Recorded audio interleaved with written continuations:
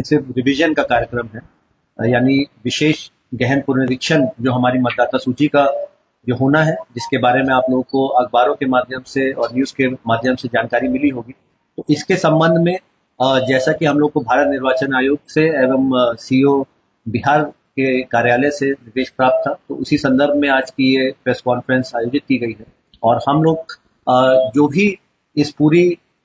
जो हमारी एक्सरसाइज है, इससे संबंधित जो जानकारी है, आप सबके माध्यम से इसका व्यापक प्रचार प्रसार करना चाहते हैं। आप लोग जानते हैं कि ये एक समयबद्ध प्रक्रिया है और इसको हम लोग चाहते हैं कि बिल्कुल ही पारदर्शी और स्वच्छ तरीके से संपादित जिले में कराया जाए, ताकि हम लोग इसे बिल्कुल शुद्धता से इस कार्य को संपादित करें और इसमें किसी भी प्रकार की कठिनाई नहीं है। सबसे पहले तो इसकी जो मौलिक पृष्ठभूमि है, इसके बारे में मैं आपको जानकारी देना चाहूंगा। जो हमारा भारतीय संविधान है, उसका जो अनुच्छेद 324 और 326 में वर्णन किया गया है कि जो भारत निर्वाचन आयोग है उनके क्या दायित्व है, और उसमें जो आर्टिकल 324 है उसमें स्पष्ट रूप से ये उल्लेखित है कि जो हमारा मतदाता सूची है उसकी तैयारी कराना और उस पे जो उसका सुपरटेंडेंट का निरीक्षण करना, ये दायित्व भारत निर्वाचन आयोग का है। साथ ही साथ जो हमारा आर्टिकल 326 है उसमें स्पष्ट रूप से उल्लेख है कि जो मतदाता सूची होगी उसमें ऐसे लोग अहर्ता रखेंगे जिसमें पहली जो उसकी कंडीशन है, शर्त है कि वो व्यक्ति वयस्क होना चाहिए, यानी 18 वर्ष की आयु उन्होंने पूर्ण की हो। जैसा कि आप लोग जानते हैं, इसके लिए संवैधानिक एक संशोधन भी हुआ था 89 में, जो हम लोग की एज ऑफ वोटिंग है उसको 21 वर्ष से घटा के 18 वर्ष किया गया था, जो 61st यानी 61वां संवैधानिक जो संशोधन था। उसके अतिरिक्त उस व्यक्ति को उस इलेक्टरल क्षेत्र का, जो वहां का जो भी हमारा असेंबली कॉन्स्टिट्यूंसी सेगमेंट है एवं वो जो संबंधित पार्ट है, जो वो बूथ है, उसका सामान्य रूप से वहां का नागरिक होना हुआ, यानी ऑर्डिनरली रेसिडेंट, कि वो वहां पे वो रहते हैं। और तीसरी महत्वपूर्ण इसमें शर्त है कि वह व्यक्ति भारत का नागरिक होना चाहिए। तो इसी संदर्भ में ये समय समय पर जो स्पेशल इंटेंसिव रिवीजन, विशेष गहन पुनरीक्षण जो है, ये मतदाता सूची का कराया जाता है। और ये भारत की आज़ादी के बाद से जो नियमित अंतराल पे भारत निर्वाचन आयोग के द्वारा कराया गया है। और जैसा कि आप लोग जानते हैं कि हर वर्ष स्पेशल समरी रिवीजन, जिसको हम लोग विशेष संक्षिप्त पुनरीक्षण कहते हैं, ये हर साल एक्सरसाइज कराई जाती है, जिसका मुख्य उद्देश्य रहता है कि हम लोग किस प्रकार से अपनी मतदाता सूची का शुद्धिकरण करें। और शुद्धिकरण से तात्पर्य ये है कि हमारे जितने जो इलेक्टोरल रोल है उसमें कोई भी मतदाता छूटे नहीं, कोई भी वैध मतदाता छूटे नहीं। उस एक्सरसाइज में भी हम लोग पहले हाउस टू हाउस सर्वे करते हैं अपने जो बूथ लेवल ऑफिसर है उनके माध्यम से, और ये प्रयास किया जाता है कि अब यहाँ सुविधा प्रदान की गई है कि जो ऐसे मतदाता जो निर्वाचन के पूर्ण जो सब्सिक्वेंट क्वार्टर में, जैसे 1 अक्टूबर तक भी जो वयस्क हो जाएंगे, 18 वर्ष की आयु के हो जाएंगे, उनको जाता है, जिसको हम लोग फोटोग्राफिकल जो सिमिलर एंट्री और डेमोग्राफिकली सिमिलर एंट्रीज प्रयास करते हैं कि ऐसे सारे प्रविष्टियां जो दोहरी पाई जाती हैं, इसकी गहन रूप से जांच की जाए। और मतदाता को फिर एक ये अवसर दिया जाता है कि यदि उनकी दोहरी प्रविष्टि पाई जाती है कि जहां पर भी वो ऑर्डिनरी रेसिडेंट है, रहते हैं, और जिधर भी वो अपना नाम रखना चाहते हैं, उनसे इसके बारे में रजिस्टर्ड पोस्ट के माध्यम से जानकारी दी जाती है। इसकी विधिवत इसकी स्पॉट इंक्वायरी भी की जाती है और उसके बाद अग्रतर कार्रवाई की जाती है। तो भारत निर्वाचन आयोग ने अपनी समीक्षा के क्रम में ये पाया कि जब ये हम लोगों ने अंतिम बार यहाँ पे ये एक्सरसाइज की गई थी वर्ष 2003 में, स्पेशल इंटेंसिव रिवीजन की, उसके बाद बहुत सारा जो यहाँ की जनसंख्या है उसमें परिवर्तन आया है, शहरीकरण बढ़ा है। और जैसा कि आप लोग जानते हैं कि बिहार राज्य से और हमारे जिले से भी विशेष रूप से बहुत सारे लोग हैं जो को नए सिरे से इसका शुद्धिकरण करना आवश्यक है, ये स्पष्ट होने के लिए कि जो हमारी जो इलेक्टोरल रोल है उसका जो शुद्धता जो है वो बिल्कुल उच्च कोटि का हो। तो इसी क्रम में ये स्पेशल इंटेंसिव रिवीजन का ये कार्यक्रम निर्धारित किया गया है। अभी ये बिहार राज्य में किया जा रहा है और आने वाले समय में ये पूरे देश पर में लागू किया जाएगा, और हर जगह जो हमारे मतदाता होंगे उनको स्पेशल इंटेंसिव रिवीजन के माध्यम से ये कार्रवाई की जाएगी। तो ये तो मैंने आपको मूल उद्देश्य बता दिया। और इसमें जो हमारा भारतीय संविधान है, जो हमारा रिप्रेजेंटेशन ऑफ पीपल्स एक्ट 1950 है, यानी लोक प्रतिनिधित्व अधिनियम 1950, उसकी संदर्भित धाराएं हैं। एवं जो हमारा रजिस्ट्रेशन ऑफ इलेक्टर्स जो है, आरईआर कंडक्ट, जो आरईआर रूल्स हैं 1960 के, वो भी, उसकी भी जो संदर्भित धारा है। तो उसी संवैधानिक और जो हमारा न्यायिक प्रक्रिया के तहत इस कार्रवाई को किया जा रहा है। तो जो अब हमारा देखें तो जो रिप्रेजेंटेशन ऑफ पीपल एक्ट है, उसकी धारा 21 में ये स्पष्ट रूप से भारत निर्वाचन आयोग को ये शक्ति प्रदान की गई है कि वो समय समय पर इस प्रकार का विशेष गहन पुनरीक्षण का कार्यक्रम निर्धारित कर सकते हैं, जिससे हम लोग इलेक्टोरल रोल को फिर से पुनः नए सिरे से इसका शुद्धिकरण का कार्यक्रम करें। बाकी अब हम लोग का, जैसा कि आप लोग जानते हैं कि जो मतदाता सूची है, पिछले विशेष संक्षिप्त पुनरीक्षण के क्रम में जो उसमें जोड़ घटाव किए गए हैं, जितनी नई प्रविष्टियां हुई, कुछ नाम हटे हैं, उसके बाद जो अंतिम प्रकाशन है मतदाता सूची का 6 जनवरी 2025 को किया गया है। तो उसको अब जो इस पूरी प्रक्रिया है, इसके लिए हम लोग एक जो मूल डेटाबेस मानेंगे, जिसके आधार पर ये आगे की हम लोग की कार्रवाई की जाएगी। और भारत निर्वाचन आयोग के द्वारा ये भी स्पष्ट निर्देश दिया गया है कि किसी भी परिस्थिति में कोई ऐसा आर्थिक रूप से जो गरीब हमारे परिवार हैं, कोई वृद्ध व्यक्ति है, दिव्यांगजन है, या फिर कोई भी इस प्रकार के जो हमारे वल्नरेबल या संवेदनशील जो व्यक्ति हैं, उसके लिए भी ये विशेष ध्यान रखना है कि किसी भी परिस्थिति में कोई भी वैध मतदाता का नाम इस हमारे मतदाता सूची से कट नहीं जाए। इसके लिए पूरा प्रयास करना है और ये सुनिश्चित करना है कि उनका नाम, जो हमारा जो प्रारंभिक और एवं औपबंधिक जो इलेक्टोरल रोल जो प्रकाशित होगा, जो हमारा 1 सितंबर को किया जाना है, वो उसमें सुनिश्चित किया जाए। और 1 अगस्त ड्राफ्ट हमारा 1 अगस्त को, सॉरी। तो अभी हम लोग का हाउस टू हाउस सर्वे का ये इंटेंसिव कार्यक्रम चलेगा, जो कि अब 26 जून से प्रारंभ हो गया है और ये 26 जुलाई तक इसका हाउस टू हाउस जो फॉर्म्स हैं इसके, ये उपलब्ध कराए जाएंगे सभी मतदाताओं को। इसके लिए एक चस्पा, एक स्टिकर भी उपलब्ध कराया गया है, जो सभी घरों में इसको चिपकाना है। और उसके बाद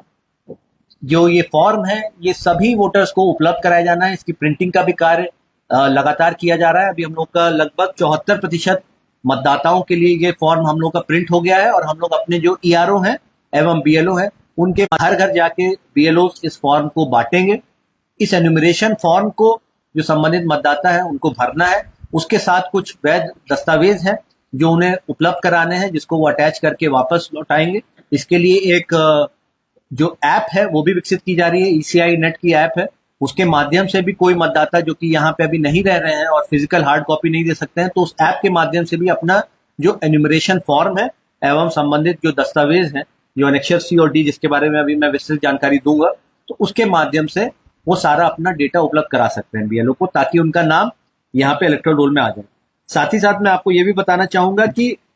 अभी जो ये प्रक्रिया की जाएगी 26 जुलाई तक, उसके बाद 1 अगस्त को हमारा ड्राफ्ट पब्लिकेशन होगा और उसके बाद दावा आपत्ति की भी अवधि रहेगी, जिस क्रम में अगर कोई मतदाता ड्राफ्ट इलेक्टोरल रोल से किसी का नाम छूट जाता है, तो वो दावा आपत्ति के क्रम में भी ये बात रख सकते हैं कि हमारा गलत तरीके से नाम विलोपित कर दिया गया है या ड्राफ्ट सूची में नहीं आया। साथ ही साथ जब हमारा अंतिम मतदाता सूची का भी प्रकाशन होगा, उसके बाद भी अपील का प्रावधान रहता है। सेक्शन 24 जो है रिप्रेजेंटेशन ऑफ पीपल एक्ट, उसमें जो ईआरओ है उसके आदेश के विरुद्ध वो अपील में जिला निर्वाचन पदाधिकारी के समक्ष अपना अपील दायर कर सकते हैं। और उसके पश्चात भी अगर वो जिला निर्वाचन पदाधिकारी के आदेश से भी संतुष्ट नहीं है, तो ऐसे क्षुब्ध मतदाता अपना जो अपील है वो मुख्य निर्वाचन पदाधिकारी बिहार के भी समक्ष कर सकते हैं। तो ये बहुत महत्वपूर्ण है कि किसी भी परिस्थिति में हमारा कोई भी मतदाता का नाम छूटे नहीं, ये सुनिश्चित करने का दायित्व सभी ईआरओ को दिया गया है। तो जो ये स्पेशल इंटेंसिव रिवीजन की कार्रवाई की जानी है, संदर्भ में हम लोगों ने सभी राजनीतिक दलों के साथ भी बैठक की है और सभी को इसकी जानकारी उपलब्ध करा दी गई है। सभी राजनीतिक दल जो हमारे हैं उनसे ये अनुरोध किया गया है कि वे लोग भी अपने स्तर से सारे बूथ पर बूथ लेवल एजेंट जो उनके राजनीतिक दल के प्रतिनिधि होते हैं उनका प्रतिनियुक्ति कर दें। ये लोग भी फॉर्म कलेक्शन में सहयोग करेंगे और यहाँ पे निर्धारित किया गया है कि एक जो बूथ लेवल एजेंट है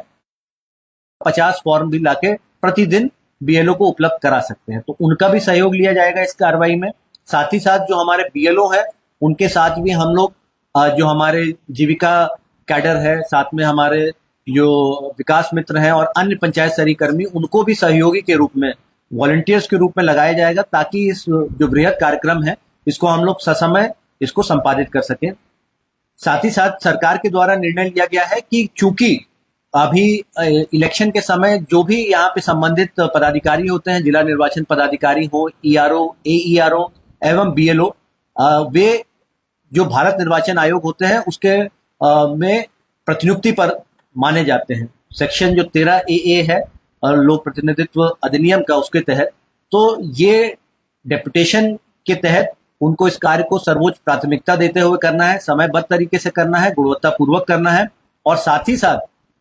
जो सभी बीएलओ हैं, चाहे हमारे मुख्य रूप से जो शिक्षक हैं वे हैं, एवं सहायिका है आंगनवाड़ी की, और उनको ये निर्देश दिया गया है कि इस कार्य को पूरी तत्परता से करना है और इस क्रम में ये सुनिश्चित करना है कि जो भी उनको संसाधन है, जो भी उनको अन्य सहयोगी चाहिए, वो जिला प्रशासन के द्वारा और संबंधित ईआरओ के द्वारा उपलब्ध कराए जाएंगे और वो इस कार्य को फुल टाइम करते हुए समयबद्ध तरीके से सुनिश्चित करेंगे। साथ ही साथ आपको बता दें, इसके साथ हमारा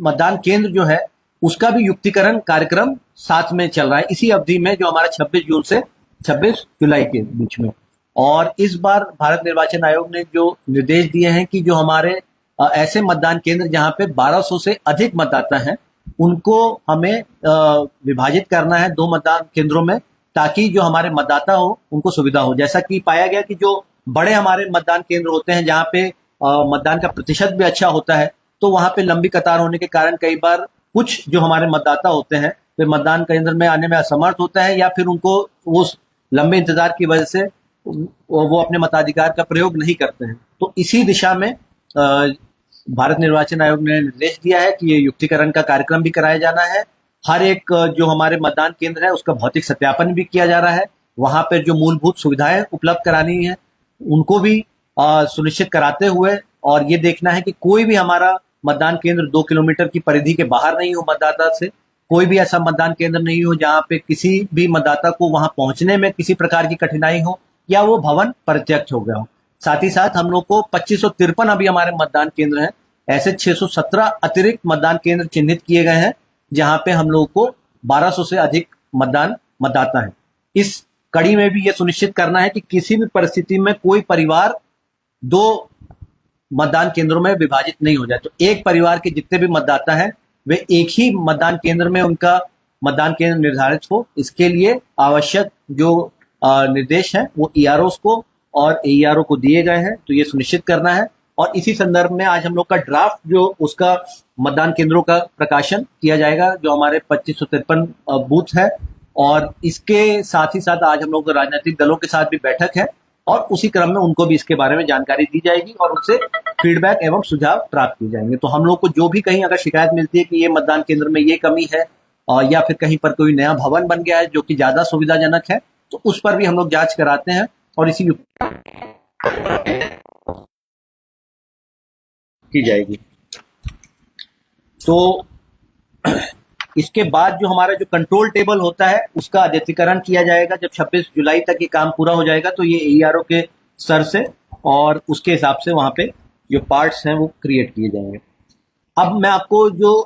घर घर जाके हाउस टू हाउस सत्यापन का जो कार्य है, हाउस टू हाउस वेरिफिकेशन जो बीएलओ के माध्यम से कराया जाना है, उसके बारे में विस्तृत जानकारी दे देता हूं। जैसा कि आप लोग जानते हैं कि हमारे सभी मतदान केंद्रों में बीएलओ हमारे प्रतिनियुक्त हैं, उनके माध्यम से उनको यहाँ पे विशेष रूप से एक टोपी, एक कैप दी जाएगी। साथ में उनके पास एक रजिस्टर होगा उस मतदान केंद्र से संबंधित, जिसमें सभी परिवारों को और मतदाताओं की जानकारी है, जिसमें उनके जो फॉर्म है उसके वितरण एवं उसके कलेक्शन से संबंधित जानकारी होगी कि किस परिवार को, किस मतदाता को किस तिथि पर किस समय ये फॉर्म उपलब्ध कराया गया और ये फॉर्म उनसे किस तिथि पर किस समय वापस प्राप्त किया गया, विधिवत उसको भरा कर। तो इस क्रम में जैसा कि मैंने बताया, घर घर जाके वो स्टिकर को चिपकाएंगे, हर एक घर पे उनको जाना है। और ये जो प्री प्रिंटेड एन्यूमरेशन फॉर्म, तो इसको हम लोग एन्यूमरेशन फॉर्म कहते हैं, जो कि भारत निर्वाचन आयोग ने हर एक मतदाता के लिए इसको अपनी वेबसाइट पे उपलब्ध कराया है। ये इसका गणना प्रपत्र प्रारूप है। तो ये एन्यूमरेशन फॉर्म जो है, इसको विधिवत हर एक मतदाता के द्वारा इसे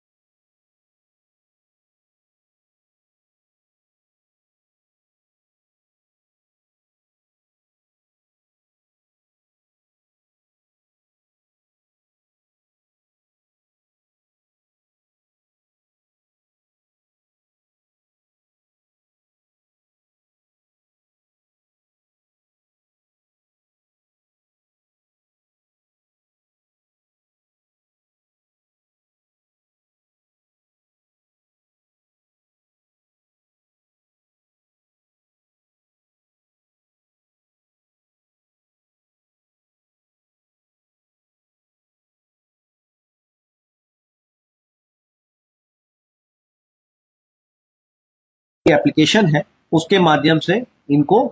अपलोड करेंगे। और जो भी एन्यूमरेशन फॉर्म, जो गणना प्रपत्र और जो भी दस्तावेज मिले हैं हार्ड कॉपी में, उनको वो संबंधित ईआरओ एवं एईआरओ को जो उसकी हार्ड कॉपी है वो उपलब्ध कराएंगे। तो अब मैं थोड़ा सा, अब हम लोग इसी के बारे में और गणना प्रपत्र के बारे में जैसे कि मैं बता रहा हूं, अब इसमें मैं घोषणा पढ़ के बता देता हूं कि इसमें मतदाता को क्या बताना है। जो हमारे मतदाता हैं जिनका नाम हमारा अभी ड्राफ्ट इलेक्टर, जो हमारा फाइनल इलेक्टरल रोल जो अभी 6 जनवरी 2025 को प्रकाशित हुआ है, उसमें जितने भी मतदाता हैं उनको ये सत्यापित करना, वो ये लिखते हैं कि मैं अपने सर्वोत्तम ज्ञान और विश्वास से घोषणा करता हूं कि मैं 18 वर्ष से अधिक का हूं, उपरोक्त पते का साधारण निवासी हूं, भारत का नागरिक हूं, और किसी एक को चिन्हित करें। तो 3 तो ये हमारी शर्तें हो गई जो अनुच्छेद 326 भारतीय संविधान में निर्धारित है। क्या है वो? 18 वर्ष से अधिक की उम्र यानी वयस्क होना, उपरोक्त पते का साधारण निवासी ऑर्डिनरली रेसिडेंट होना, और भारत का नागरिक होना। तो ये घोषणा करते हैं। और साथ ही में या तो ये मेरा जन्म भारत में 1 जुलाई 1987 के पूर्व में हुआ है, एक तो ये कैटेगरी हो गई। तो ऐसे व्यक्तियों को अपने जन्म तिथि और जन्म स्थान को प्रमाणित करने के लिए नीचे दी गई सूची में कोई भी उपलब्ध कराना है दस्तावेज। जो ये अभी मैं 11 प्रकार के दस्तावेज हैं जिसकी जानकारी दूंगा। फिर कुछ व्यक्ति होंगे जिनका जन्म भारत में हुआ लेकिन वो 1 जुलाई 1987 से लेकर 2 दिसंबर 2004 के बीच में हुआ। ऐसे व्यक्तियों को अपने जन्म तिथि और जन्म स्थान को प्रमाणित करने के लिए ये वैधानिक कोई दस्तावेज देना है, और साथ ही साथ अपने माता एवं पिता उनमें से किसी एक व्यक्ति के लिए उनके जन्म स्थान और जन्म तिथि को प्रमाणित करने के लिए इनमें से कोई एक दस्तावेज उपलब्ध कराना। और अगर वो व्यक्ति 2 दिसंबर 2004 के बाद उनका जन्म हुआ है तो ऐसी परिस्थिति में उनको अपना दस्तावेज भी देना है, अपने माता का भी दस्तावेज देना है, एवं अपने पिता का भी ये दस्तावेज देना है, जो कि इस हमारे 11 जो सूची है, इंडिकेटिव जो लिस्ट हम लोग को उपलब्ध कराई गई है भारत निर्वाचन आयोग के द्वारा। और 2004 में अगर हुआ है तो यदि माता और पिता में कोई भारतीय नहीं, तो अगर 3 जो आपको हम लोगों ने डेट बताई 1 जुलाई 1987 से पूर्व अगर है तो उनको ये संपुष्ट करना है कि वे भारत के नागरिक हैं। अगर 1 जुलाई 1987 से 2 दिसंबर 2004 के बीच में उनका जन्म है तो उन्हें संपुष्ट करना है कि वे भारत के नागरिक हैं एवं उनके माता एवं पिता में कोई एक भारत के नागरिक हैं। और अगर 2 दिसंबर 2004 के बाद अगर उनका यहाँ जन्म हुआ है तो वैसी परिस्थिति में उनको ये संपुष्ट करना है कि वे भारत के नागरिक हैं एवं उनके माता एवं पिता दोनों भारत के नागरिक हैं। अथवा यदि माता एवं पिता में कोई एक भारतीय नागरिक नहीं है तो अपने जन्म के समय, यानी जो हमारे मतदाता है, जो एप्लीकेंट है, उनके जन्म समय पे उनके और वीजा की एक प्रति उपलब्ध कराएं कि ये वहां पे मतलब इलीगल माइग्रेंट नहीं है, वैध वहां पे तरीके से रह रहे हैं, तो उनका पासपोर्ट की प्रति रहेगी, उसका वीजा रहेगा, ये संपुष्ट करने के लिए कि ये व्यक्ति मतलब गलत तरीके से, इलीगल तरीके से वहां नहीं रह रहे। साथ ही साथ तो अगर इनका मेरा जन्म भारत से बाहर हुआ है, ऐसे भी कुछ लोग हो सकते हैं कि भारत में जन्म नहीं हुआ, तो उनको विदेश में भारतीय मिशन द्वारा जो जारी जन्म प्रमाण पत्र है वो उपलब्ध कराना होगा, जो हमारे एम्बेसी दूतावास होता है। और अगर मैंने पंजीकरण अथवा नागरिकीकरण द्वारा भारतीय नागरिकता प्राप्त की है, यानी रजिस्ट्रेशन अथवा नेचुरलाइजेशन जिसको कहते हैं, तो वो जो सिटीजनशिप एक्ट है 1955 का, उसके तहत अगर उन्हें नागरिकता मिली है तो फिर उनको ये सत्यापित करना है कि मैंने किसी अन्य देश की नागरिकता प्राप्त नहीं की है, मैं निर्वाचक नामावली में नाम शामिल कराने के लिए आवेदन दे रहा हूं और मेरा नाम किसी अन्य विधानसभा निर्वाचन क्षेत्र, संसदीय निर्वाचन क्षेत्र में शामिल नहीं है, यानी डुप्लीकेट वोटर नहीं है, और मुझे ज्ञान है कि इस आवेदन के संबंध में ऐसा उपरोक्त कथन या घोषणा करना जो मिथ्या है और जिसके मिथ्या होने का मुझे ज्ञान या विश्वास है, या जिसके सत्य होने में विश्वास नहीं करता हूं, लोक प्रतिनिधित्व अधिनियम 1950 की धारा 31 के अधीन कारावास से, जिसकी अवधि 1 वर्ष तक की होगी, या जुर्माने से या दोनों से दंडनीय अपराध होगा। तो ये घोषणा करनी है ऐसे व्यक्ति को। अब हम लोग आते हैं दस्तावेज क्या है। ये तो हमारा गणना प्रपत्र हो गया, ये भरना है, बहुत ही सिंपल फॉर्म है। जन्म तिथि, आधार वो भी वैकल्पिक है, ऑप्शनल है, मोबाइल नंबर, फिर पिता माता और जीवन साथी का भी इसी तरीके से नाम एवं एपिक नंबर। तो ये एक सिंपल सा फॉर्म है जो भरना है और अपनी एक अद्यतन फोटो चिपकानी है। तो इसको भरने में कोई नहीं, उसके बाद दिनांक, स्थान और हस्ताक्षर और बाएं अंगूठे का निशान जो भी लागू होता है। अब हम लोग आते हैं कि उनको दस्तावेज क्या देने हैं। घोषणा के समर्थन में प्रस्तुत किए जाने वाले दस्तावेजों की सांकेतिक सूची, तो ये है, आपको मैं पढ़ के बता देता हूं। पहला है कि केंद्रीय राज्य पीएसयू के नियमित कर्मचारी अथवा पेंशन भोगी को कोई निर्गत पहचान पत्र अथवा पेंशन भुगतान आदेश, पीपीओ जिसको कहते हैं,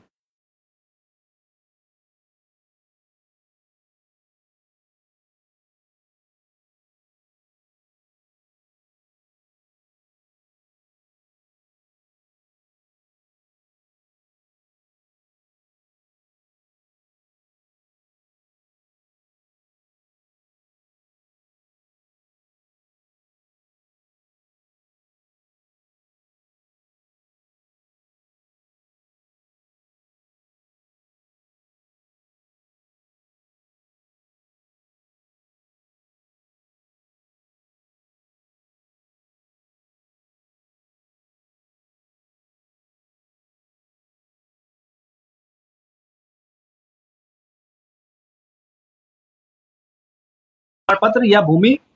अथवा मकान आवंटन प्रमाण पत्र, यानी लैंड से संबंधित कोई भी उनके पास दस्तावेज हो, लैंड सर्टिफिकेट हो या जैसे खतियान हो गया, उनका रसीद हो गया, केवाला हो गया, अथवा उनके पास कोई पर्चा हो जो कि उनको सरकार के द्वारा उपलब्ध कराया गया। तो ये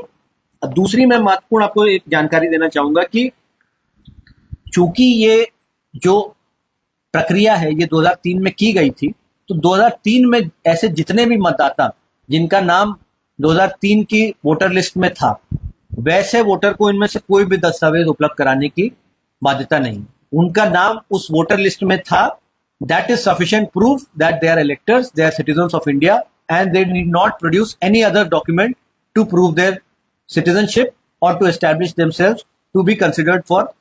enrollment in the draft electoral roll। तो बिल्कुल स्पष्ट रूप से, और ये जो मतदाता सूची हम लोग को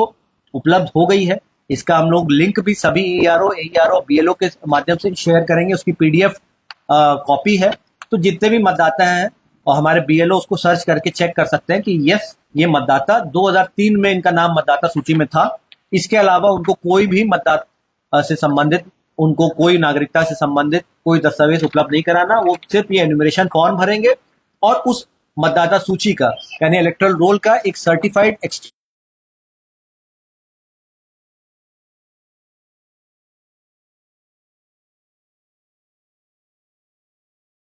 की ये मतदाता सूची है, तो निश्चित तौर पे 2003 का है, तो 1985 के पूर्व के ही जन्म का कोई व्यक्ति 2003 की वोटर लिस्ट में रहा होगा। तो जो 87 से 2004 वाला जो मैंने दूसरा ब्रैकेट बताया था, और जो 85 से 87 वाले कुछ लोग होंगे, उनके लिए 85 से 87 वाले, क्योंकि वो उस लिस्ट में नहीं होगा, तो उनको तो कोई एक दस्तावेज अपने लिए उपलब्ध कराना ही होगा। 87 से 2004 के जितने व्यक्ति हैं, अगर वो अपना एन्यूमरेशन फॉर्म भरते हैं और अपनी नागरिकता सत्यापित करते हैं, साथ ही साथ जो उनको माता अथवा पिता के संबंध में जो फॉर्म देना है, यदि वो उस इलेक्टोरल रोल का भी एक्सट्रैक्ट दे देंगे कि मेरे माता या पिता उस इलेक्टोरल रोल में उनका नाम है, फिर उसको बाद उनको कोई साक्ष्य देने की जरूरत नहीं। इसी तरीके से जो 2004 यानी 2 दिसंबर 2004 के बाद जो जन्मे जितने भी व्यक्ति हैं, मतदाता हैं, उनके भी अगर माता एवं पिता दोनों का नाम अगर इलेक्टोरल रोल में है, तब उनको भी कोई और कागजात उपलब्ध कराने की जरूरत नहीं है माता पिता के संदर्भ में, और अपने संदर्भ में वो बस अपना उपलब्ध करा देंगे कोई एक वैध दस्तावेज। ठीक है ना सर? ये अपना तो ये हम लोग के पास लिंक भी है, हम लोग आपके साथ भी शेयर कर देंगे। कोई भी व्यक्ति जो 2003 में, आप में से भी जितने भी मतदाता सूची में अगर 2003 में रहे होंगे, तो आपको अपना वहां नाम मिल जाएगा, और उसके बाद वही आपका स्पष्ट साक्ष्य होगा अपनी नागरिकता को एस्टैब्लिश करने का। और यदि आप तब नहीं थे मतदाता सूची में, तो आपके माता एवं पिता अगर उसमें सूची में थे, तो वो भी वैध साक्ष्य माना जाएगा, तब ये 11 दस्तावेज लगाने की आवश्यकता नहीं पड़ेगी। तो ये हम लोग का काम है। और जैसा कि मैंने बताया कि ERO shall also invite advance application for subsequent qualifying date, that is 1 October 2025। तो ये भी महत्वपूर्ण है। इसी क्रम में हम लोग जो नए भी मतदाता हैं, क्योंकि ये हमारा साथ ही साथ जो मतदान, जो हमारे आज की तिथि में जितने मतदाता हैं उनका सत्यापन कार्यक्रम तो है ही, साथ ही साथ जो हमारे नए मतदाता जिनका नाम जोड़ना है, जो कि अभी हमारा 1 जुलाई यानी कल और 1 अक्टूबर को 18 वर्ष के हो जाएंगे, तो उस कट ऑफ डेट के भी लोगों का हम लोग को मतदाताओं का हमें जो फॉर्म प्राप्त करना है। और जैसा कि आप लोग जानते हैं कि भारत निर्वाचन आयोग भी 18 से 19 आयु वर्ग के मतदाताओं के नाम की प्रविष्टि पे हमेशा जोर देता है। साथ ही साथ जो हमारे महिला वोटर हैं, जैसे जो नई ऐसी महिलाएं होंगी जो नई शादीशुदा है और अपने ससुराल में आती हैं, तो वहां उनका नाम जुड़ जाए और पिछले इलेक्टरल रोल में जहां उनका नाम था वहां से कट जाए, तो ये भी सतत अद्यतिकरण भी साथ में चलता रहेगा। तो ये सुनिश्चित करना है कोई भी डुप्लीकेट एंट्री नहीं रहे, कोई भी यहाँ पे ऐसे व्यक्ति की एंट्री नहीं रहे जो यहाँ से परमानेंटली शिफ्ट कर चुके हैं, और कोई भी मृत व्यक्ति अब हमारी मतदाता सूची में नहीं रहे। लेकिन ये स्पष्ट है कि चाहे बीएलओ को आज की तिथि में ऐसा प्रतीत हो कि ये फला वोटर मृत है, उनको ये जानकारी है इनफॉर्मली,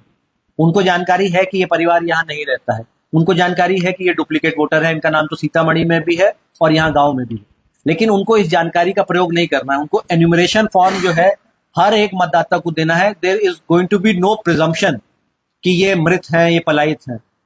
जो भी प्रूफ करने का जो बर्डन है, जो उनको बताना है, वो हमारे मतदाता मतलब बताएंगे कि अगर वो मृत है तो उसकी जानकारी जो हाउस टू हाउस वेरिफिकेशन होगा उसके क्रम में आएगी। उसके बाद विधिवत किसी भी मतदाता का नाम हटाने के लिए जो हमारा फॉर्म 7 जो है वो भरा जाएगा और उनको प्रॉपर नोटिस दिया जाएगा, उसकी पब्लिक हियरिंग की जाएगी ईआरओ के द्वारा, और तब जाके उसका अभिलेख जो है उसका भी संधारण किया जाएगा। एक भी मतदाता सूची में कोई भी नाम किसी के सिर्फ कह देने से या किसी के अंदाजे से नहीं कटेगा। उसकी जो विधिवत प्रक्रिया है उसी के तहत एक भी नाम काटा जाएगा। लेकिन हाँ, इस क्रम में जो सत्यापित होगा कि ये इतने घर हैं, उनको एनिमरेशन फॉर्म दिया, अगर मृत व्यक्ति होगा तो भी तो फिर उस क्रम में जांच के क्रम में आएगा कि ये मृत हो चुके हैं या कोई सही रूप से पलायित हैं तो उनका फॉर्म नहीं आएगा एनिमरेशन फॉर्म एवं दस्तावेज। तो फिर उस क्रम में ईआरओ अपना आवश्यक निर्णय जो हमारा आगे है वो किया जाएगा। तो अब ये अब हम लोग आते हैं जो क्लेम्स एंड ऑब्जेक्शंस, जो हमारा एक बार ये काम खत्म हो जाएगा तो क्लेम्स एंड ऑब्जेक्शंस जो हमारा है वो 1 अगस्त से 31 अगस्त की अवधि में 1 महीना हमारा क्लेम्स एंड ऑब्जेक्शंस के लिए रहेगा। तो क्लेम्स एंड ऑब्जेक्शंस का क्या मतलब है, उससे तात्पर्य है कि अगर गलत तरीके से जुड़ गया है तो उस पर भी कोई क्लेम एंड ऑब्जेक्शन आ सकता है, और अगर किसी का नाम गलत तरीके से कट गया है, नहीं आया, जो हमारा ड्राफ्ट इलेक्टोरल रोल पब्लिश होगा, तब उस क्रम में भी ये दावा आपत्ति आ सकती है। तो दावा आपत्ति का इसमें स्पष्ट रूप से लिखा है कि जो हमारा जो ड्राफ्ट इलेक्टोरल रोल है, इसके बाद जो हमारे ईआरओ एवं एईआरओ हैं वो उसकी समीक्षा करेंगे, गहन समीक्षा करेंगे कि जो भी हमारे प्रस्तावित जो मतदाता हैं उनकी जो अर्हता है article 326 of the Indian constitution एवं जो हमारी धारा 16 एवं 19 है लोक प्रतिनिधित्व अधिनियम 1950 के अनुसार, उसके बाद अपनी जो जो उनको डॉक्यूमेंट उपलब्ध कराए गए हैं, जो उनको गणना प्रपत्र मिला है, उसकी वो जांच करके ये संतुष्टि करेंगे। और अगर ईआरओ एईआरओ को किसी प्रकार का संशय है कि ये या तो उनके दस्तावेज वैध नहीं है या फिर कोई और उनको लगता है कि डाउट है, तो वो अपने स्तर से एक जांच सो मोटो इंक्वायरी यहाँ पे करेंगे ऐसे प्रपोज इलेक्टर के संबंध में कि उनका नाम क्यों नहीं काट दिया गया। तो वही मैं जैसे कि बताया कि उनको नोटिस उपलब्ध कराया जाएगा, उसकी हियरिंग होगी और उसके बाद एक फील्ड इंक्वायरी भी कराई जाएगी बीएलओ के माध्यम से। तो ईआरओ और AERO shall decide on inclusion of such proposed electors in the final list. तो विधिवत उसकी जांच करते हुए करेंगे, और साथ में ये भी स्पष्ट कहा गया है कि in each such case ERO and AERO to pass a reasonable and speaking order. तो वो एक स्पीकिंग ऑर्डर होगा कि किसी का नाम काटा है तो ये सिर्फ नहीं कि अंदाजे से उन्होंने अपना अनुमान लगाया कि ये नाम नहीं होना चाहिए। उनको जो भी निर्णय लिया जाएगा उसको उन्हें विधिवत तरीके से उसे लिखित में लाना है कि किन कारणों से किसी भी हमारे मतदाता का नाम यदि मतदाता सूची से हटाया जाता है, विलोपित किया जाता है, तो उसकी विधिवत प्रक्रिया है उसका अनुपालन कराया जाना आवश्यक है। और अगर कोई इसी क्रम में आता है कि कोई ऐसे जो संभावित व्यक्ति हैं जो कि शायद दूसरे देश की नागरिकता रखते हैं, तो उनका जो मैटर है उसको सक्षम प्राधिकार के समक्ष जो हमारा सिटीजनशिप एक्ट नागरिकता अधिनियम 1955 का है उसके तहत ईआरओ उस मैटर को रेफर कर देंगे, क्योंकि जो हमारे